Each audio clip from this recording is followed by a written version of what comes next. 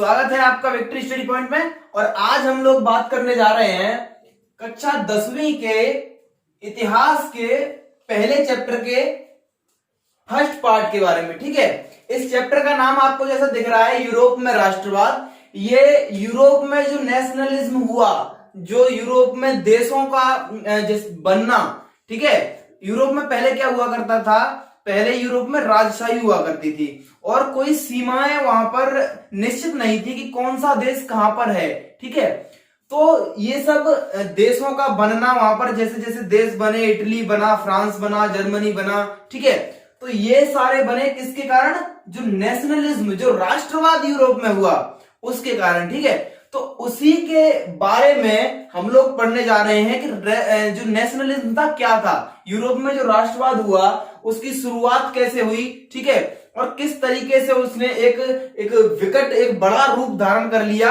और ये ऐसा कारण बन गया कि जिसके कारण क्या हो गया, देश बन गए यूरोप में बहुत सारे। ठीक है, तो हम लोग सबसे पहले बात करेंगे, आपके एनसीईआरटी में दे रखा है एक फोटो दे रखा है जिसको बनाया है फ्रेडरिक सोरियू ने। ठीक है, फ्रेडरिक सोरियू के द्वारा बनाया गया एक चित्र दिया हुआ है। आप लोग कृपया इस जो मैं पार्ट अभी पढ़ाने जा रहा हूं, जो हम लोग बात करने जा रहे हैं, उसे पढ़ने से पहले आप लोग एनसीईआरटी अपने पास रख लें और जो उस चित्र में दिया हुआ है, जो चित्र वहां पर है, कृपया आप उस चित्र को आप लोग देखिए और देखते जाइए और साथ साथ जो मैं आपको बताता जाऊंगा उस चीज को भी पढ़ते जाइए। ठीक है, क्योंकि ये जो पार्ट है उसे बिना चित्र को देखे आप लोगों की समझ में वो नहीं आने वाला। ठीक है, तो हम लोग बात करेंगे कि जो फ्रेडरिक जो सोरियू थे वो एक जनतांत्रिक और सामाजिक गणतंत्रों को एक कैसा जनतांत्रिक और सामाजिक, जनतांत्रिक और सामाजिक, ठीक है, गणतंत्रों को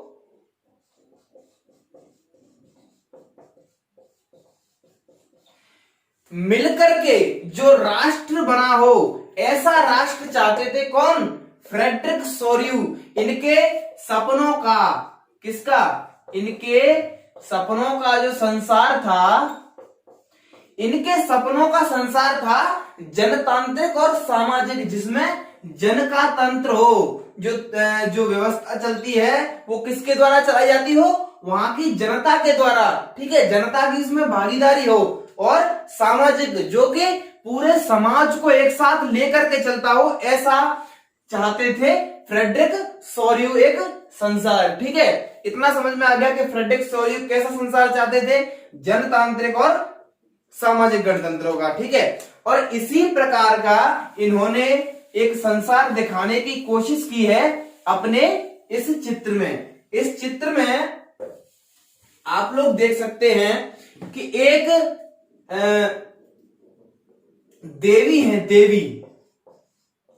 एक देवी को दिखाया गया है। ठीक है, और जो आप लोग इसमें लोग देख रहे हैं, जितने भी जो कतार में लोग इधर उधर से आ रहे हैं जा रहे हैं, वो लोग कहां के हैं, एक तो अमेरिका के हैं और दूसरे यूरोप के हैं। ठीक है, इसमें कंफ्यूजन नहीं करना, कहां के हैं, यूरोप के और अमेरिका के। ओके, अच्छा, यूरोप क्या है ये तो आपको पता होगा ना, यूरोप एक महाद्वीप है। ठीक है, यूरोप क्या है, एक महाद्वीप है जो कि दक्षिण अफ्रीका के ऊपर है, एशिया के इस साइड में है। ओके, और अमेरिका के इस साइड में है, यहां पर ऐसा कुछ करके है। ठीक है, यूरोप क्या है, एक महाद्वीप है। तो इस चित्र में जो लोग दिखाए गए हैं, कहां के लोग हैं, यूरोप और अमेरिका के लोग हैं। ठीक है, अब ये जो देवी हैं, ये देवी कौन है, ये देवी हैं स्वतंत्रता की देवी है ये। आप लोगों को याद होगा, अगर आपने फ्रांसीसी क्रांति जो चैप्टर 9th क्लास में है उसको ढंग से अगर आपने पढ़ा हो, तो उसमें आप लोगों ने देखा होगा कि जो चित्रकार हुआ करते थे, जो कवि हुआ करते थे, वो लोग इस स्वतंत्रता को एक किसकी छवि देते थे, एक देवी की छवि देते थे, या जो देश की जो माता होती है उसको भी एक देवी की छवि देते थे। ठीक है, इतना क्लियर है। तो एक जो देवी उसमें चित्र में जो दिखाई गई है वो क्या है, स्वतंत्रता की देवी है, और उसके दोनों हाथों में कुछ ना कुछ चीज है। आप उसको ध्यान से देखेंगे तो एक हाथ में तो उसके में क्या है, एक हाथ में है उसके ज्ञानोदय की मशाल।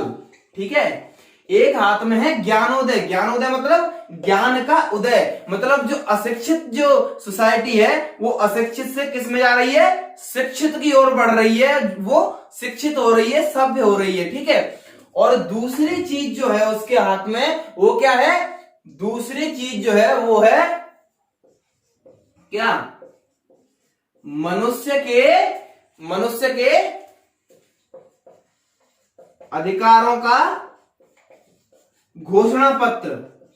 ठीक है, दूसरी चीज है मनुष्य के अधिकारों का घोषणा पत्र। जो मनुष्य के अधिकार है, जो मनुष्य के अधिकार दिए जाने चाहिए, जो लोकतंत्र में एक अधिकार होने चाहिए, ठीक है, जो मौलिक अधिकार मनुष्य के होने चाहिए, उन अधिकारों का घोषणा पत्र है दूसरे हाथ में। ठीक है, मतलब लोगों को क्या दिए जा रहे हैं, सबको अधिकार भी दिए जा रहे हैं।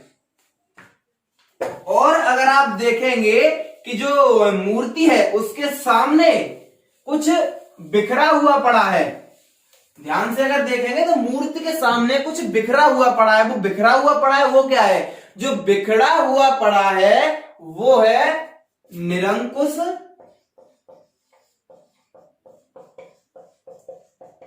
संसाधनों का विध्वंस। मतलब वो स्वतंत्रता की देवी ने क्या किया, जो निरंकुश संसाधन है, जो किसी के अंकुश में नहीं है, किसी की नहीं मानते हैं, अपनी करते हैं, उसका क्या कर दिया है, उसका विध्वंस कर दिया है, उसको समाप्त कर दिया है स्वतंत्रता की देवी ने। कहने का अर्थ यह है कि अब वहां पर क्या, निरंकुश शासन नहीं रहा, खत्म हो गया। और कैसा शासन आ गया, अब वहां पर शासन आ गया है लोकतंत्र का, या कहें कि संवैधानिक, जिसमें जनता की भी क्या है, भागीदारी है।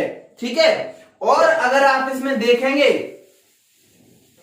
तो आपको दिख रहा होगा कि मूर्ति जो है, जो मूर्ति है उससे कहीं आगे, उससे बहुत आगे निकल चुके हैं कौन, संयुक्त राज्य अमेरिका और स्विट्जरलैंड। संयुक्त राज्य अमेरिका और स्विट्जरलैंड। अब भाई ये आगे निकल चुके हैं इस मूर्ति से, इसके माध्यम से जो सौरभ साहब है वो क्या कहना चाहते हैं, सौरभ साहब का कहने का अर्थ ये है कि जो संयुक्त राज्य अमेरिका है और जो स्विट्जरलैंड है, ये लोग क्या कर चुके हैं, ये लोग राष्ट्र राज्य बन चुके हैं। जी हाँ, ये लोग राष्ट्र राज्य बन चुके हैं, इनका निरंकुशवाद खत्म हो गया। अब कुछ देश हैं जो पीछे आ रहे हैं, और आप देखेंगे कि जो फ्रांस है, फ्रांस अभी अभी पहुंचा है मूर्ति के पास। कहने का अर्थ यह है कि अभी अभी कुछ समय पूर्व ही फ्रांस भी क्या हो गया है, फ्रांस भी राष्ट्र राज्य बन गया। कुछ समय पूर्व ही फ्रांस भी राष्ट्र राज्य बन गया, और संयुक्त राज्य अमेरिका स्विट्जरलैंड पहले से बने हुए हैं, इसलिए वो आगे निकल चुके हैं। और जो जर्मनी है वो फ्रांस के पीछे आपको दिख रहा है, फ्रांस के पीछे जो काला लाल और सुनहरा झंडा, काला लाल सुनहरा जो झंडा है उसे लेकर के जो लोग आ रहे हैं वो लोग कहां के हैं, जर्मनी के लोग हैं। कहने का अर्थ क्या है, कहने का अर्थ यह है कि जर्मनी भी क्या है, अग्रसर है। जर्मनी भी अग्रसर है आने के लिए, कहां पर, राष्ट्र राज्य बनने के लिए, स्वतंत्रता के पास आने के लिए, निरंकुशवाद को नष्ट करने के लिए, और ऐसे शासकों को हटाने के लिए जो कि जनता का क्या करते हैं, जो जनता का दमन करते हैं, ऐसे शासकों को हटाने के लिए। ठीक है, अब 1848 में, जो 1848 जो था उसमें केवल उदारवादी उम्मीदों की अभिव्यक्ति मात्र थी। ये क्या थी? उदारवादी उम्मीदों की केवल अभिव्यक्ति थी। ये उस समय कुछ ऐसा था नहीं कि ऐसा कुछ हो रहा है। ये वो समय है जब ये मूर्ति, जब ये पूरा चित्र है वो किसने, जो अपने फ्रेडरिक साहब थे, उन्होंने इसको बनाया। तब ये केवल एक उदारवादी क्या थी, सोच थी, केवल ये एक मंशा थी उनकी, ठीक है। लेकिन इसने विकल रूप लिया और ये आगे बढ़ा, ठीक है। और आप लोग जो है अपने उस चित्र में देख सकते हैं कि ऑस्ट्रिया, ठीक है, और दो जो सिसिली हुआ करती थी, जो दो सिसिलियां थी, दो सिसिलियों की राजधानी कहने का अर्थ है दो सिसिलियां किसमें थी, इटली में। कंफ्यूजन नहीं करना, इटली में। ये इटली कुछ इस प्रकार से ऐसे करके है ना, ऐसे कुछ ऐसे इटली है। तो इसमें एक सिसिली तो ये वाली है, मतलब ये यहां पर नहीं है, ये इसी जगह पर यहां से ऐसे नीचे है। तो एक सिसिली तो ये है और एक सिसिली इधर है। तो दोनों सिसिली की जो राजधानियां थी, और भी बहुत सारे नाम उसमें दिए हुए हैं आपकी बुक में। लोम्बार्डी का नाम दिया है, पोलैंड का नाम दिया है, इंग्लैंड का नाम दिया है, हंगरी का दिया है, रूस का दिया है, ठीक है। ये भी किसमें आ रहे हैं, वो जो कतार आ रही है, वो जो लोगों की कतार आ रही है, उसमें ये सारे देश भी, ठीक है, इस सारी जगहों के लोग भी धीरे धीरे आ रहे हैं। और आप देख सकते हैं कि जो ऊपर से देख रहे हैं, कौन देख रहे हैं, ईश्वर। ऊपर से कौन देख रहा है, स्वर्ग से देख रहे हैं आपके ईश्वर, मतलब कि कौन, ईसा मसीह, ठीक है। स्वर्ग से ईसा मसीह देख रहे हैं, ठीक है। संत देख रहे हैं, फरिश्ते देख रहे हैं। भाई संत और फरिश्ते देख रहे हैं, इसका अर्थ क्या है, इसका अर्थ यह है कि राष्ट्रों के बीच में क्या है, भाईचारा है।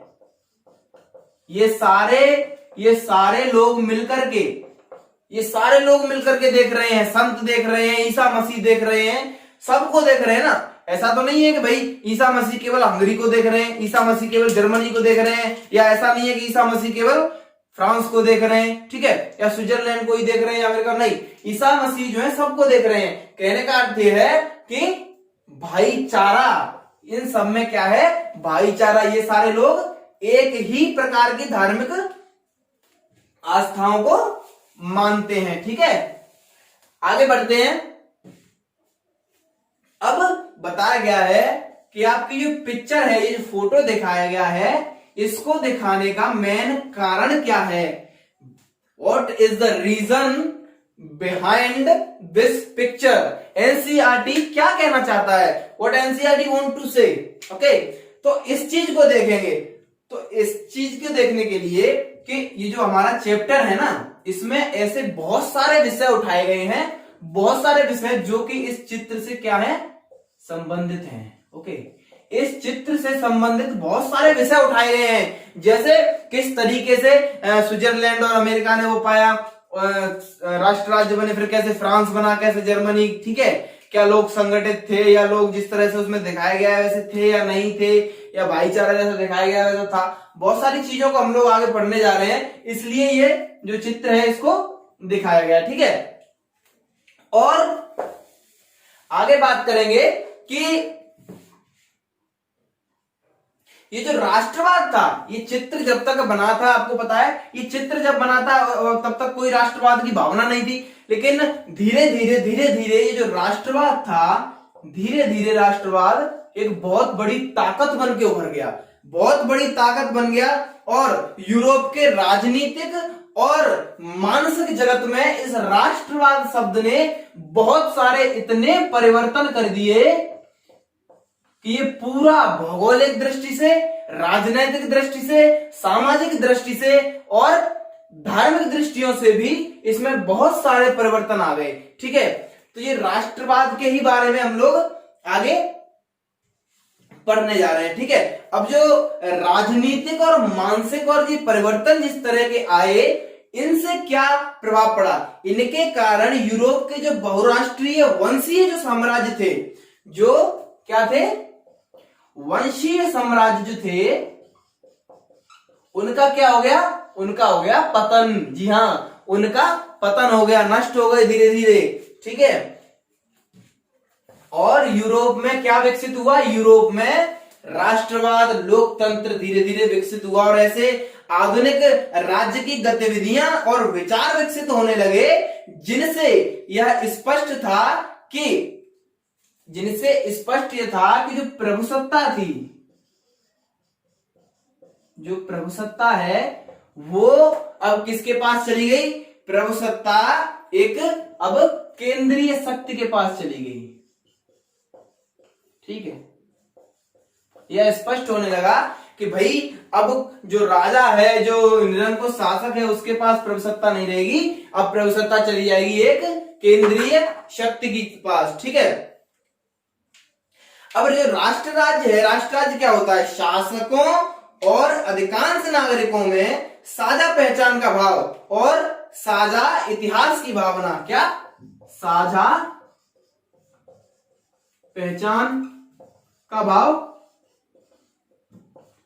और साझा इतिहास की भावना।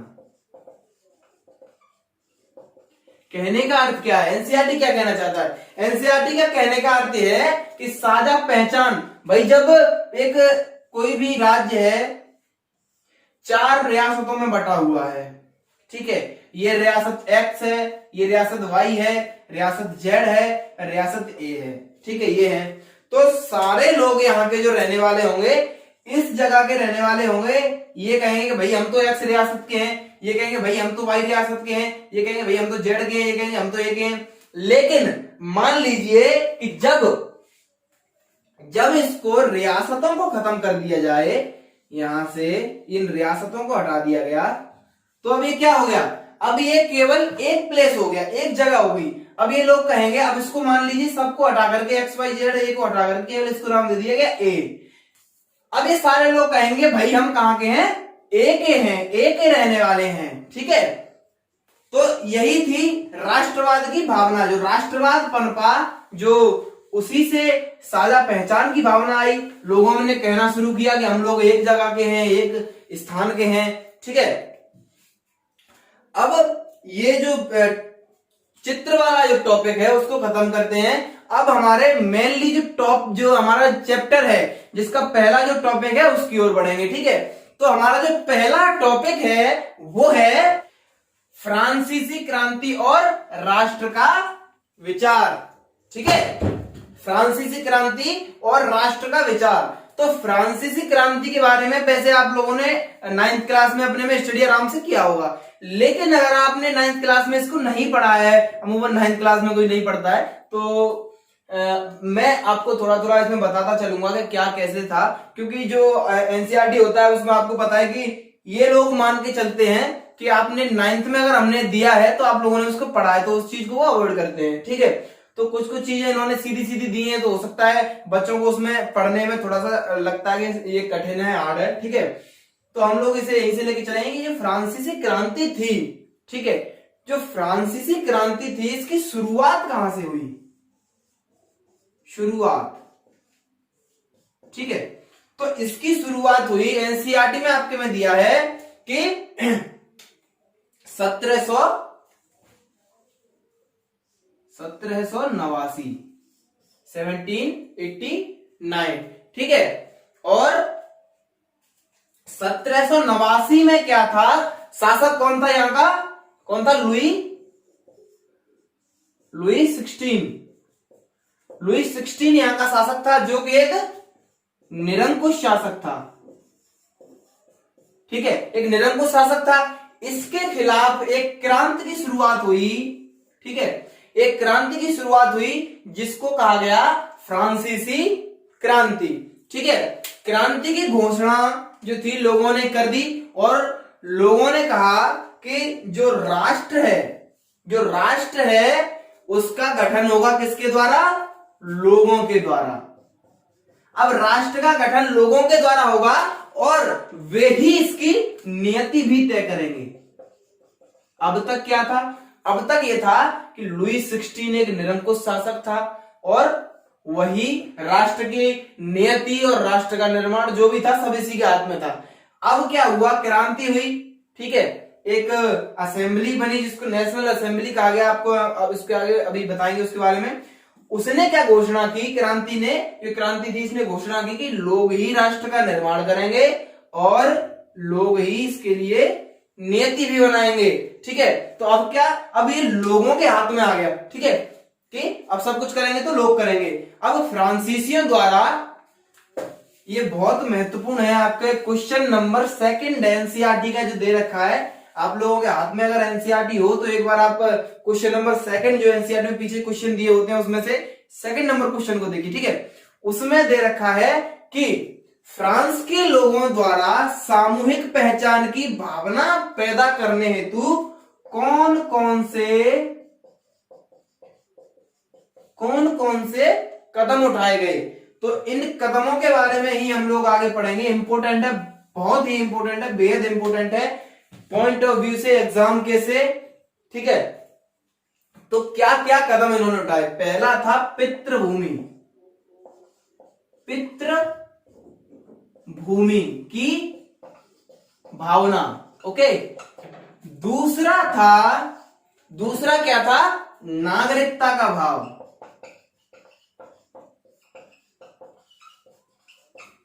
पितृभूमि की भावना का कहने का अर्थ यह है कि लोगों को इस तरह के थॉट्स बताए गए, लोगों को इस तरह के भाषण दिए गए कि उनके अंदर एक ऐसी भावना पैदा हो कि जो फ्रांस है, फ्रांस क्या है, उनके पिता की भूमि है, उनका क्या है, मातृभूमि है, उनके घर की जमीन है, वो लोग वहां पर पैदा हुए हैं, उनको उससे लगाव होना चाहिए, उससे प्रेम होना चाहिए, ठीक है। ऐसी कुछ भावना पैदा की गई तो लोगों के अंदर एक भावना निकल करके आई कि यार ये तो हम लोग यहाँ पर रहते हैं, ये हमारी भूमि है और इस पर हमारा अधिकार है। और ये निरंकुश शासक आकर के, जिसका नाम लुई 16 है, और इस तरीके से ये यहाँ पर शासन कर रहा है, हम लोग ऐसा नहीं करने देंगे। तो लोगों के अंदर एक क्रोध जग उठा, एक आग जग उठी, ठीक है। और उसी क्रोध ने, उसी अग्नि ने मिल करके किसका रूप ले लिया, क्रांति। जी हाँ, उसने ही मिलकर के क्रांति का रूप ले लिया। तो पितृभूमि की भावना आपको समझ में आ गई, नागरिकता का भाव भी आपके समझ में आ गया। अब तीसरी चीज है कि संविधान के अंतर्गत क्या किया गया, संविधान के अंतर्गत इनको समानता के अधिकार दे दिए गए।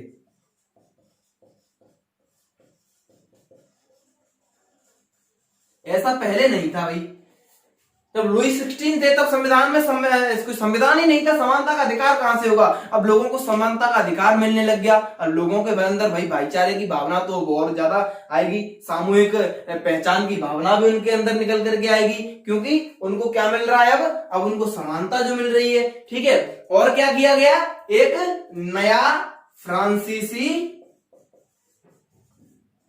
झंडा, ये सारे पॉइंट्स लिखते जाइए आप लोग, है ना। फ्रांसीसी झंडा तैयार किया गया एक नया, जिसने पुराने की जगह ले ली, ठीक है। जिस झंडे ने क्या ले ली, पुराने की जगह ले ली। तो एक सामूहिक, एक भावना को, एक पहचान को एक रूप देने के लिए एक और कदम हो गया ये, क्योंकि ये तो सामूहिक भावना को ही पहचान देगा ना, ये तो किसी एक व्यक्ति के लिए है नहीं भाई। फ्रांस में केवल एक व्यक्ति तो नहीं रहता, फ्रांस में तो बहुत सारे लोग रहते हैं। और ये जो झंडा तैयार किया गया वो पूरे फ्रांस के लिए तैयार किया गया। कहने का अर्थ है कि ये जो झंडा था एक तरह से सामूहिक क्या दे रहा था, सामूहिक पहचान को बढ़ावा दे रहा था, ठीक है। आगे पढ़ते हैं, अगला पॉइंट जो है हमारा कि इन लोगों ने क्या किया, जो एस्टेट जनरल जो होता था, एस्टेट जनरल वहां पर एक, जैसे विधानसभा या लोकसभा या होते ना राज्यसभा, उसी प्रकार उनकी एक कमेटी हुआ करती थी, लोगों का एक समूह हुआ करता था। तो जो निरंकुश शासक था वो कुछ भी निर्णय लेता था, उस निर्णय से पहले वो उन लोगों से क्या करता था, उन लोगों से वार्ता किया करता था, ठीक है। तो अब इसका चुनाव पहले तो वही करते थे, राजा वगैरह जो भी थे, अब किसके द्वारा किया जाने लगा, अब नागरिकों द्वारा किया जाने लगा, ठीक है। और इसी एस्टेट जनरल का नाम बदल करके क्या रख दिया, इसी एस्टेट जनरल का नाम बदल करके रख दिया नेशनल असेंबली। जो कि अब आगे सरकार चलाएगा। ठीक है, और इसका चुनाव भी किसके द्वारा किया गया है? नागरिकों के द्वारा। अर्थ कहने का यह है कि सरकार में जो लोग हैं किसके द्वारा लाए गए हैं? देश के नागरिकों के द्वारा लाए गए हैं। ठीक है, ये चीज क्लियर। अगला पॉइंट देखते हैं। अगला जो पॉइंट है हमारा वो ये है कि नई स्तुतियां रची गई। नई स्तुतियां मतलब नई नई रचनाएं की गई। ठीक है, और मैं लिखता नहीं हूं, वैसे ही आपको बता देता हूं। नई स्तुतियां रची गई और शपथें भी ली गई। ठीक है, शपथें ली गई कि हम लोग देश के प्रति कैसे रहेंगे, श्रद्धाशील रहेंगे, इत्यादि इत्यादि कुछ शपथें ली गई होंगी उनकी। और जो शहीद हुए थे इस क्रांति में, ये जो क्रांति थी इसमें जो लोग शहीद हुए थे उनका क्या किया गया? उनका गुणगान किया गया, उनको धन्यवाद दिया गया। ठीक है, उनका गुणगान किया गया, उनको नमन किया गया। और ये सब जो हुआ, शपथें ली गई, शहीदों को गुणगान किया गया। ठीक है, और स्तुतियां रची गई। ये सब किसके नाम पर हुआ? ये सब एक राष्ट्र के नाम पर हुआ। अब ये सब एक राष्ट्र के नाम पर हो रहा है, मतलब ये राष्ट्र क्या है? एक सामूहिक पहचान को बढ़ावा देने का एक और जरिया यही है, क्योंकि ये राष्ट्र के नाम पर हो रहा है। ठीक है, और राष्ट्र तो सामूहिक होता है, एक लोग से तो राष्ट्र नहीं बनता। ठीक है, और भी बहुत सारे कार्य हुए, जैसे एक केंद्रीय प्रशासनिक व्यवस्था लागू कर दी गई। एक ऐसी व्यवस्था लागू की गई, केंद्रीय व्यवस्था लागू की गई, जिसमें कहा गया कि अपने भूभाग में जो रहने वाले सभी नागरिक हैं, जो फ्रांस के भूभाग में रह रहे हैं, फ्रांस के भूभाग में जो नागरिक रह रहे हैं, उनको क्या दिए जाएंगे? उनके लिए बना दिए गए समान कानून, कि सबके लिए एक समान कानून होंगे। ठीक है, समान अधिकार मिल गए, समान कानून मिल गए। ठीक है, और उनके लिए जो नागरिकों को ही चुना, नागरिकों ने ही चुना किसको? स्टेट जनरल को, जिसको नेशनल असेंबली कहा गया। ठीक है, और ये सारा किया गया इतना, तो लोगों को लगेगा कि यार अब हम लोगों के दिन अच्छे दिन आ रहे हैं। वो कहते हैं ना कि अच्छे दिन आने वाले हैं, तो उस समय लोगों को यही लग रहा था कि क्या आने वाले हैं? अच्छे दिन आ रहे हैं, हमारे फ्रांस के लोगों के अच्छे दिन आ रहे हैं। ठीक है, और जो आंतरिक जो आयात और निर्यात होता था, आयात निर्यात जो होते थे, आंतरिक का मतलब है फ्रांस के अंदर ही, फ्रांस के भीतर ही जो आयात निर्यात होते थे, उनके जो कर थे, जो शुल्क थे, आयात निर्यात पर जो शुल्क लगाया गया था, उस शुल्क को समाप्त कर दिया गया। मतलब अब निर्यात कैसा हो गया? अब निर्यात बहुत ही सरल हो गया और कैसा हो गया? जी हाँ, सस्ता हो गया। अब निर्यात सस्ता भी हो गया, और साथ ही साथ क्या किया गया? जो भार था, भार तथा मापने, भार तथा मापने के मानदंड, ये भी क्या कर दिए गए? निर्धारित कर दिए गए। अब ये भी निश्चित निर्धारित कर दिए गए कि इस प्रकार के ही होंगे, तो क्या होगा? लोगों को विनिमय करने में, खरीदारी करने में, विक्रय करने में, या कहूं कि क्रय विक्रय करने में क्या हुई? बहुत आसानी हो गई। ठीक है, और क्या एक कार्य और किया गया? जो क्षेत्रीय बोलियां हुआ करती थी, क्षेत्रीय बोलियां, क्षेत्रीय बोलियां का कहने का मतलब क्या है? जो बोली बोली जाती है, जैसे मथुरा साइड ब्रज भाषा बोली जाती है, बंगाल में कुछ अपनी भाषा है, बोलियां हैं, भाषा अलग चीज है, बोलियां। तो क्षेत्रीय जो बोलियां थी उनको क्या किया गया? उनको हतोत्साहित किया गया। ठीक है, क्षेत्रीय बोलियों को तो हतोत्साहित कर दिया गया। और जो पेरिस था, पेरिस में जैसी फ्रेंच बोली जाती थी और लिखी जाती थी, उस फ्रेंच भाषा को क्या दिया गया? उस फ्रेंच भाषा को गुरु बढ़ावा दिया गया। ठीक है, उस फ्रेंच भाषा को बढ़ावा दिया गया, जिससे क्या हुआ कि एक भाषा लोगों के अंदर अगर रहेगी तो उनके अंदर एक क्या रहेगी? भाईचारे की भावना भी रहेगी। ठीक है, तो ये सारे जो काम थे, ये जो फ्रांसीसी क्रांति में जो उन लोगों ने एक सामूहिक भावना को बढ़ावा देने के लिए किया, ये मैंने आपको कितने पॉइंट्स बता दिए हैं? मैंने आपको यहाँ पर 9 पॉइंट्स बताए हैं। अगर आप इन 9 में से 8 पॉइंट भी लगाते हैं, 7 भी लगाते हैं, तो आपको अच्छे मार्क्स मिलेंगे, ठीक है। फ्रांसीसी जो जो लोग थे, वहां के जो क्रांतिकारी थे, उन्होंने तो ये तक घोषणा कर दी कि फ्रांस का तो ये भी भाग्य था कि वो यूरोप के जो अन्य जो क्षेत्र हैं उनको भी इस प्रकार के निरंकुश शासकों से मुक्त कराएगा। मतलब फ्रांस खुद तो इस तरीके से मुक्त हुआ ही, और फ्रांस के पास इतनी शक्ति भी है कि वो और राज्यों को भी, और भी जितने राज्य हैं उनको भी क्या कर सकता है, उनको भी मुक्ति दे सकता है, मुक्त कर सकता है। किससे? निरंकुशवाद से। यहां तक कह दिया उन लोगों ने। और जो फ्रांस है वो अन्य राष्ट्रों के गठन में भी मदद करेगा। ये भी कहा कि जो अन्य राष्ट्र यूरोप में बसाए जाएंगे, अन्य राष्ट्रों का अगर गठन किया जाएगा तो उसमें मदद करेगा फ्रांस आपकी। हम तो सुगठित हो ही गए हैं, आपकी भी मदद की जाएगी। और जो फ्रांस था उसके, अब ये क्यों कहा उन लोगों ने, इसके कारण भी थे कि जो फ्रांस था उसके जो घटना हो रही थी, जो क्रांतिकारी घटना हो रही थी, इन लोगों को इन क्रांतिकारी घटनाओं को देख करके कुछ क्लब बनने लगे। कैसे क्लब बनने लगे? उनको कहा गया था जैकोबिन क्लब। उनको कहा गया था जैकोबिन क्लब। जैकोबिन नाम के क्लब बनने लगे। इसमें कौन थे? शिक्षित लोग हुआ करते थे, शिक्षित और छात्र लोग, ये लोग हुआ करते थे। अब ये लोग भी क्रांति के लिए लड़ाई लड़ने लगे। इसके कारण 1790 का दशक था, जो 1790 का दशक था, उसमें कुछ देशों के नाम दे रखे हैं आपके उसमें एनसीईआरटी में, जैसे हॉलैंड है, ठीक है, जैसे बेल्जियम का नाम दिया हुआ है, ठीक है, और जैसे स्विट्जरलैंड का नाम दिया हुआ है। इन देशों में क्या हुआ, स्विट्जरलैंड और इटली जैसे देशों में, कि वहां की जो सेना थी, किसकी सेना? फ्रांस की सेना इन देशों के अंदर घुसी। अब घुस कैसे गई?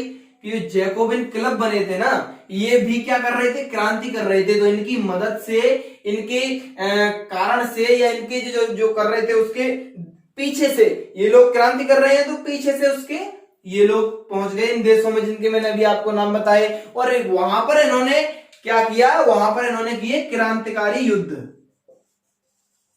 कि भाई हम लोग तुम्हें मुक्त कराएंगे, हम लोग तुम्हें निरंकुश शासकों से मुक्ति दिलाएंगे और एक राष्ट्र बनाएंगे, ठीक है। तो इन लोगों ने क्रांतिकारी युद्ध किए, और क्रांतिकारी युद्धों के साथ ही ये एक ऐसी भावना लेकर के गए जिससे फ्रांस ने पूरे यूरोप में एक क्रांतिकारी, एक राष्ट्रवादी, एक नेशनलिज्म वाली भावना को पूरे यूरोप में फैला दिया, ठीक है।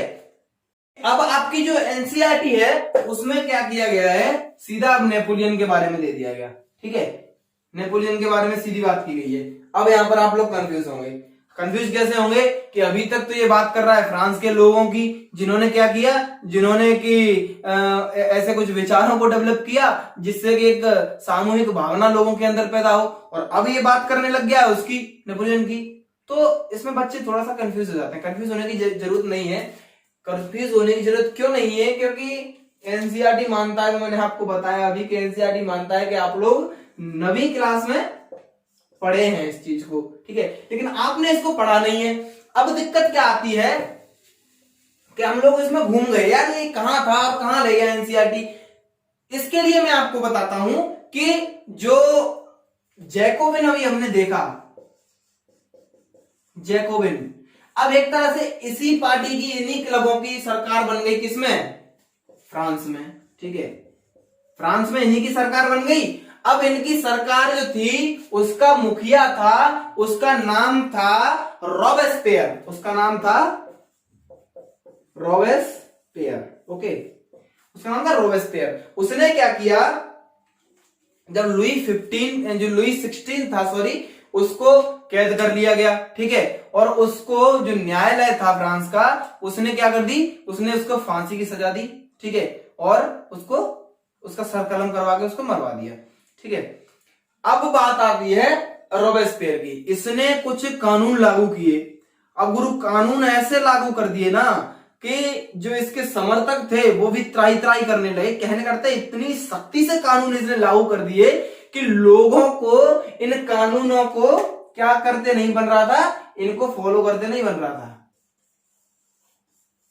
Peoples were unable to follow the rules of Robespierre because the rules were very strict. Okay, जो रूल्स थे बहुत स्ट्रिक्ट थे उसके। तो क्या हुआ, न्यायालय ने एक काम कर दिया, रॉबेस्पियर को जेल में डाल दिया, ठीक है, और मुकदमा चला करके दूसरे ही दिन उसको फांसी की सजा दे दी और उसका भी सिर कलम करवा दिया।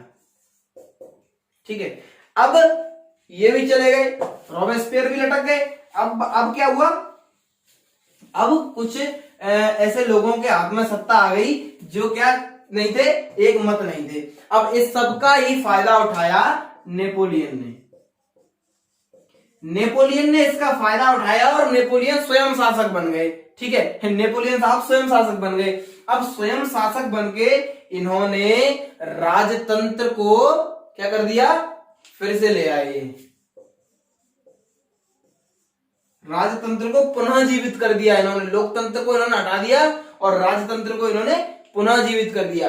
अब इन्होंने आकर के नेपोलियन साहब ने बहुत ऐसे कार्य किए, ऐसे कार्यों की शुरुआत की, ऐसे सुधारों की शुरुआत की जो कि फ्रांस में पहले से चालू थे। ठीक है, पहले से चल रहे थे फ्रांस में, कुछ ऐसे कार्यों की इन्होंने शुरुआत कर दी। ठीक है, अब 1804 में प्रजातंत्र की जगह तो ये ले आए राजतंत्र, हमने देख ही लिया। 1804 में 1804 में इन्होंने क्या किया, एक संहिता लागू की जिसको कहा जाता है, वैसे तो बोलते हैं नागरिक संहिता।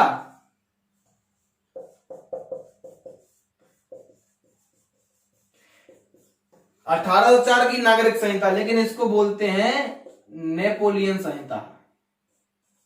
ठीक है, इसको नेपोलियन संहिता के नाम से भी जानते हैं क्योंकि इसमें नागरिक संहिता का कम, नेपोलियन संहिता का ज्यादा प्रभाव दिखता है। ठीक है, 1804 में हुई क्या, नेपोलियन संहिता। अब देखते हैं कि नेपोलियन संहिता में क्या क्या था। ठीक है, तो जो नेपोलियन संहिता थी, इसने क्या कर दिया, इसने वहां पर जो जन्म के आधार पर जो भी अधिकार थे, जो अधिकार हुआ करते थे, उनको क्या कर दिया, समाप्त कर दिया। ठीक है, पहला पॉइंट क्या हो गया, जन्म के आधार पर जो अधिकार प्राप्त थे उनको समाप्त कर दिया और कानून के समक्ष बराबरी और संपत्ति के अधिकार को इसने सुरक्षित रखा। जो कानून के समक्ष जो अधिकार था बराबरी का, किसका, बराबरी का, संपत्ति का, इसमें गुरु ने कोई छेड़खानी नहीं करी, इसको बिल्कुल सीधा सीधा सेफ रखा। ठीक है, और इसने क्या किया, फ्रांसीसी नियंत्रण के अधीन जितने भी जो इलाके आते थे उसमें इसने क्या कर दिया, जो संहिता थी जिसे नेपोलियन संहिता या 1804 की नागरिक संहिता कहा जाता है, उसको इसने फ्रांस के जो कंट्रोल में जितने भी एरिया थे उन सब में इसने इसको लागू कर दिया। ठीक है, और इसने डच गणतंत्र, स्विट्जरलैंड और इटली, जर्मनी, इनके जो प्रशासनिक जो विभाजन थे, ठीक है, उनको क्या कर दिया, इसने सरल बना दिया। जो विभाजन था उसको सरल कर दिया इसने इन लोगों का। ठीक है, और जो सामंती व्यवस्था थी, जो सामंती व्यवस्था हुआ करती थी, उसको क्या कर दिया, खत्म कर दिया, बिल्कुल सामंती व्यवस्था को खत्म कर दिया। किसानों को जो है इसने क्या किया, भूदासत्व और जागीरदारी शुल्कों से मुक्ति दिला दी। जो भूदासत्व था, मतलब भूमि पर इनको दासत्व देना पड़ता था और इनको क्या देना पड़ता था, जागीरदारी देनी पड़ती थी।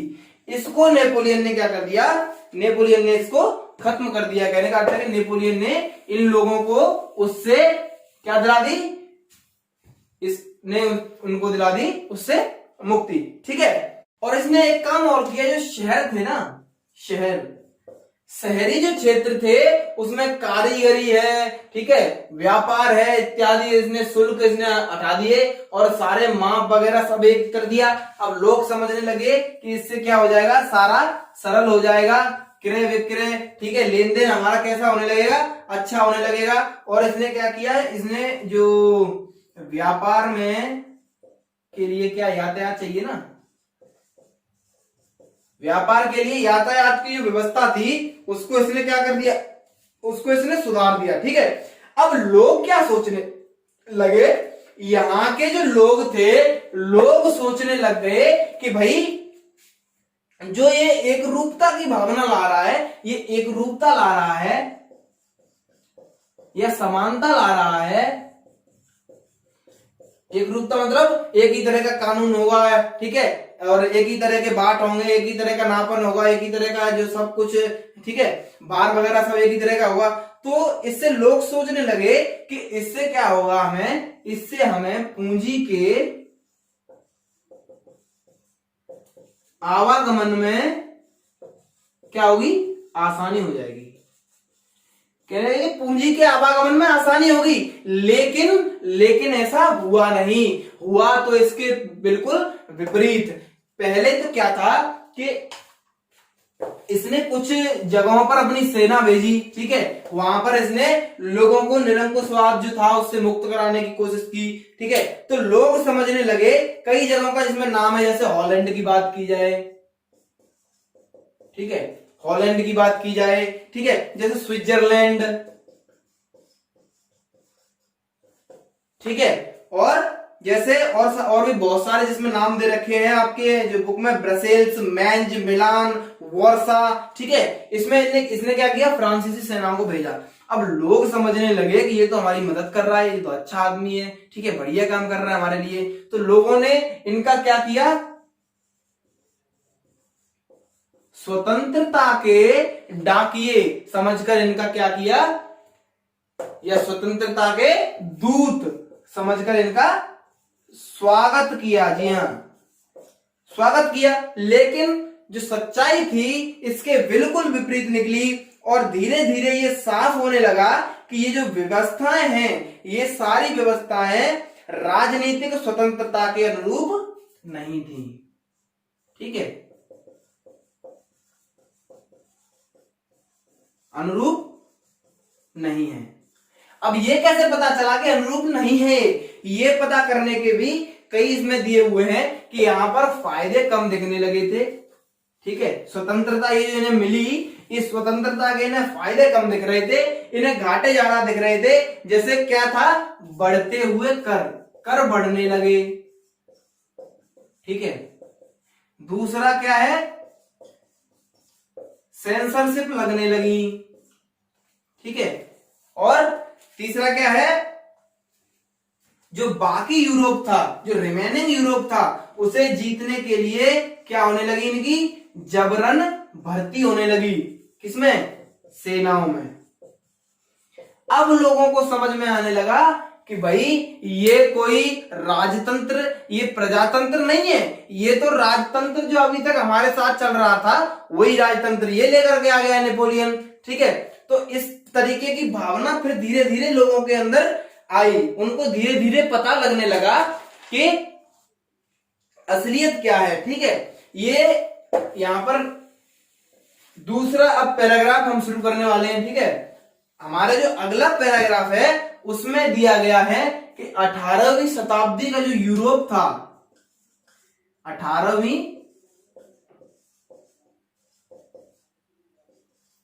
शताब्दी में जो यूरोप था वो यूरोप कैसा था, ठीक है। तो अब हम लोग इसके बारे में बात करेंगे। इसमें क्या था कि जो तब का जो यूरोप था 18वीं शताब्दी का, वो आज के जैसा नहीं था। उसमें क्या नहीं थे, राष्ट्र राज्य नहीं थे। आज के यूरोप में आप लोग देखेंगे तो आपको जर्मनी मिल जाएगा, नीदरलैंड्स मिल जाएगा, इटली मिल जाएगा, फ्रांस मिल जाएगा, ठीक है, बहुत सारे देश मिल जाएंगे, ठीक है। लेकिन उस समय का यूरोप ऐसा नहीं था, तब कुछ अलग ही था, तब कुछ निरंकुश शासक हुआ करते थे, ठीक है। और जो आज का हमारा जर्मनी है, आज का हमारा जो इटली है, आज का हमारा जो स्विट्जरलैंड है, ये तब राजशाहियों, डचियों और कैंटेनों में बटे हुए थे, ठीक है। तब यहां पर क्या हुआ करते थे, तब यहाँ पर शासक हुआ करते थे, शासक हुआ करते थे, यहाँ पर शासक राज्य करते थे, तब ऐसा नहीं था। और जो हमारा पूर्वी और मध्य यूरोप है, पूर्वी और मध्य, आपको पता है ना पूर्व किधर होता है, मध्य किधर होता है और ये उत्तर किधर होता है, दक्षिण किधर होता है। तो ऊपर तो होता है उत्तर, अब ऊपर उत्तर है तो नीचे क्या हो गया, दक्षिण हो गया। और हम लोग अगर ऐसे खड़े हैं और हमारे ऊपर उत्तर है तो इधर क्या हो जाएगा, पता है क्या हो जाएगा, इधर हो जाएगा क्या, पश्चिम, और इधर क्या हो जाएगा, पूर्व। ठीक है, और अगर हम ऐसे हैं तो इस पर हो जाएगा पूर्व और इस पर हो जाएगा पश्चिम, तो इधर क्या हो गया, पूर्व और इधर क्या हो गया, पश्चिम। ओके, तो पूर्व मतलब इधर वाला यूरोप और मध्य मतलब ये वाला यूरोप। ठीक है, समझ में आ गया। तो मध्य और पूर्व जो यूरोप था उसमें उस समय निरंकुश जो शासक थे उनका शासन हुआ करता था, और ये लोग क्या नहीं मानते थे, एक पहचान और एक संस्कृति, इन दो चीजों को बिल्कुल महत्व नहीं देते थे। ये कहते थे ना तो हम एक पहचान के हैं और ना ही हमारी एक संस्कृति है। ये लोग क्या करते थे, ये लोग अलग तो भाषा बोलते थे, ठीक है, अलग अलग जगहों पर रहते थे, अलग इनका पहनावा था, मतलब कहीं से भी सामूहिक समानता का भाव इनके अंदर देखने को नहीं मिलता था। ठीक है, उदाहरण देखें, अगर इसके उदाहरण भी कुछ दिए हुए हैं। अगर उदाहरण की बात करें तो ऑस्ट्रिया और हंगरी जो थे उसमें कौन कौन से लोग कहां कहां के जो उसमें शासन कौन था, उसमें शासक था हैब्सबर्ग। ठीक है, हैब्सबर्ग साम्राज्य का शासन हुआ करता था, और इसमें कई अलग अलग जो छोटे छोटे जनसमूह थे उसके लोग इसमें रहा करते थे। ठीक है, इसमें जो कुछ नाम दिए हुए हैं, जैसे एल्प्स नाम करके दिया हुआ है आप में, एल्प्स के टिराल दिए हुए हैं, ऑस्ट्रिया और सुडेटेनलैंड के क्या दिए हैं, इलाके जो कुछ थे जिसमें बोहेमिया इत्यादि शामिल हैं, वहां के कुछ लोग थे।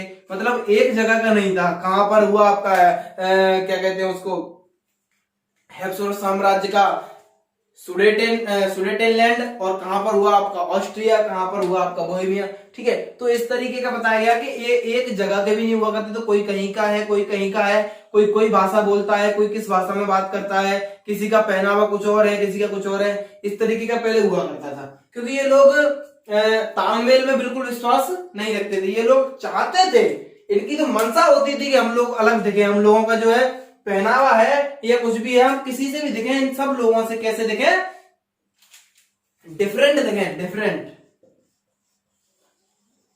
ओके, डिफरेंट दिखना चाहते थे ये। अब जो हंगरी थे, जो हंगरी जो आप देख सकते हैं आज के उसमें, जो हंगरी है उसमें आधे से ज्यादा जो लोग थे वो कैसी भाषा बोलते थे, मैग्यार। ये सारे उदाहरण दिए हुए हैं।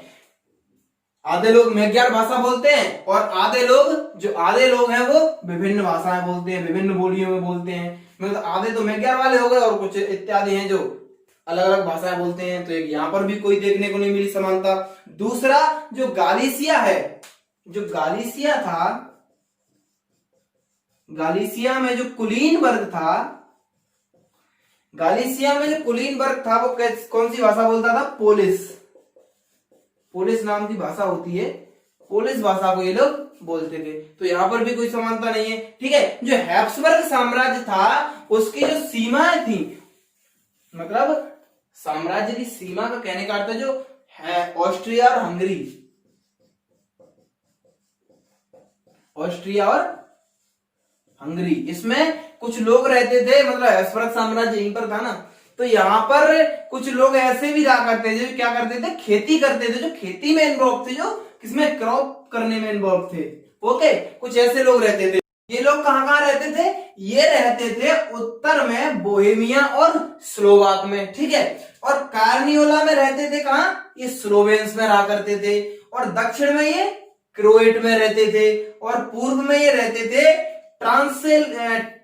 ट्रांसिल्वेनिया में। इन लोगों को कहा जाता था रामन लोग। ठीक है, ट्रांसिल्वेनिया में रहते थे जिनको कहते थे रामन लोग। इसको आप लिख लीजिए कि ये जो खेती करने वाले लोग थे वो कहां कहां रहते थे। अब इस सब जो हमने अभी देखा कि फ्रांस 18वीं शताब्दी का कैसा था, ठीक है, इस सब से ये अंदाजा लगाया जा सकता है कि हम उस फ्रांस को एक ऐसा फ्रांस नहीं कह सकते जो कि राजनीतिक एकता को बढ़ावा देता हो, ठीक है, क्योंकि इसमें कहीं भी आपको ऐसा नहीं दिखा कि जो लोग समान हो, कोई कुछ फॉलो कर रहा है, कोई कुछ फॉलो कर रहा है और कोई कुछ। और राजनीति का सबसे मेन महत्वपूर्ण और मूल्य बिंदु यही है कि आपके अंदर समानता होनी चाहिए, आप एक विचारधारा के होने चाहिए, तभी आप एक राजनीतिक दल के रूप में उभर करके बाहर आ सकते हैं। तो 18वीं शताब्दी तक तो ऐसा कुछ नहीं था। मतलब कहने का कारण ये जो बताया इसने कि 18वीं शताब्दी का कैसा फ्रांस था, ये क्यों बताया, इसे बताने का केवल एक ही कारण है और वो कारण ये है कि ये जो भी क्रांति हुई वो कब हुई, 18वीं शताब्दी के बाद हुई, समझ गए, ये सब जो हुआ 18वीं शताब्दी के बाद में हुआ। ये जो लोग थे इस समय के, इनमें बहुत सारी असमानताएं थी, ठीक है, इस असमानता को मिटाने का या इन लोगों में समानता का भाव केवल एक ही बिंदु पर दिखता था और वो बिंदु था इनके राजा के प्रति क्या, इनकी क्या श्रद्धा, ठीक है, या इनका आदर या इनका समर्पण, ठीक है, केवल यही समानता दिखती थी। अपने सम्राट के प्रति ये कैसे होते थे,